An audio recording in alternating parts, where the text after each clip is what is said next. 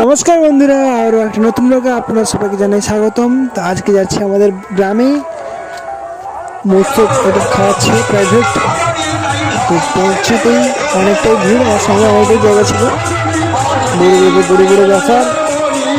আমরা রাস্তা থেকেই জগন্নাথ ভগবান সুভদ্রা বন্ধুদের সঙ্গে ভালোবাসা এবং প্রণাম জানিয়ে মহাপ্রভুর কাছে শ্রদ্ধা নিয়ে চলে গেলাম খেতে।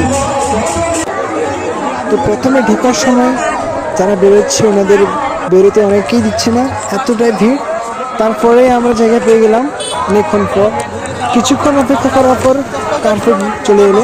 কার্পেটের পর তারপরে প্রথমে স্যালাড এবং চপ, তারপর ফ্রাইড রাইস, চিলি, এঁচড়। কী কী আইটেম হলো একটু কমেন্ট করবে, অবশ্যই বলবো। প্রথমে তো পনির কম দিয়েছিল, তারপরে চাট পড়ার পর তারপরে চেয়ে নিলাম পনির আরেকবার বেশি করে দিয়ে গেল।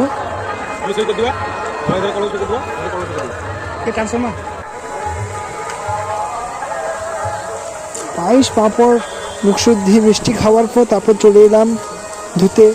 যেখানে পানি দেওয়া ছিল সেখানে অনেকটাই ভিড়, তাই তারপর একটা পান নিয়ে চলে এলাম বাড়িতে।